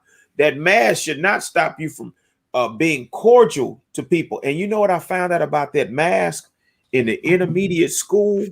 It makes the kids more affectionate to the teachers, or it makes them more feel closer. For some reason, like, because if they got the mask, the teacher can't hear what they're saying. So they're like, they walk up to you and they look at you like this, and they're smiling, but they're showing that affection in a different way. They're working harder to show that affection now in the schools, the kids, not the grown people, but they're glad we have the mask, so they don't have to smile and look at you. Some people are like that. But I just feel like this COVID thing, y'all, it brings out the creativity. This book is going to be powerful because it's written during a time where people have to read. You get tired of this phone after a while. You get tired of the computer after a while. Let me grab a book. What is this book talking about? And that book's going to impact somebody. I promise y'all, the book's going to impact somebody. Like you said, the stories in this book. Once I read your story, Pastor, I read Victor's, I read the other guys. I'm going to read one story and want to read what this other guy's talking about. Whether they're doing it because they're nosy and they want to just find out everybody's business. You know what I'm saying? It's almost like that. Hey, man, I got to read this book, man. I got to see what's in this book. I'm ready to crack it open. So all I want to do is purchase me some. And what I'm probably going to do is purchase some for some of the older guys I know that come around me all the time. Hey, let's sit down and read this book. Guys don't have, what do you call them? Book clubs. I might start a book club with this book. Y'all never know. I might start. Yeah. Chip started humming when he say, let's go. It's over. I'm telling y'all, man, we can do a book club right here on Virtual. We can discuss this book. Matter of fact, y'all, hey, so once the book comes out, we gonna have the book and we gonna come back and we all gonna talk about the book. I think I can fit all 17 on. Now I don't think I can, but we gonna talk about this book. You know, we gonna read some chapters out this book. We're gonna read some quotes because I know Pastor got some quotes in that book. I know it. I just know it, man. Don't you, Pastor? I know it. So Chip, man, give us some nuggets because you always have some nuggets. You know, you've been doing the Success Chronicles for a long time. So give us something, man, before we get out of here. Yeah, before we get out, man, I just want to ask that the audience just go and follow the guys. You've heard, Dr. Glenn, you heard his story, you heard Victor's story, man. So every one of the men in the book are powerful men. I just ask that you go follow them all, support them. Each of them will have their own online store link where you can go purchase the books, your autographed copy from them. I ask that you can do, you go do that and support them. But, there's a quote in my chapter that I start with, and this will be, in closing here. The impact we make on others can be felt for generations. It creates an everlasting ripple effect that influences many. And that's what it's about. It's about, having that impact that influences many and not just leaving a legacy, but living a legacy by our day-to-day actions. Yes, sir. So ladies and gentlemen, there you have it. We have had that man said Dr. Glenn. See, he ain't tell us all that. No, but so he keep hey, this man is, you know what, this man is humble because this one right here, he's humble because I think it's some stuff he ain't saying about himself, but we're gonna leave that alone. But every man in the book is the same way. That's good. I mean, like they're doing just humble guys, giving service, taking care of people. Man, got to pull it out of them to tell you about what they're doing. What I tell you, when God gives you a vision, He gonna make the provisions. He didn't want a book full of egotistical maniacs, as I call them, narcissists. I am Dr. Reverend Willie May III of the press. You don't need that, because here's the deal. When people read the book, they're going to gather the characteristics and the personality from the individuals in the book. And that's, it's going to make them humble people too, because they're going to read the stories, So that's good. That's good. Because me and my dad was having a conversation, and we were having a conversation. And I was like, Dad, I had a guy walk up to me one day, and he was asking me, he said, man, I didn't know you play bass guitar. I said, I do, but I don't tell people.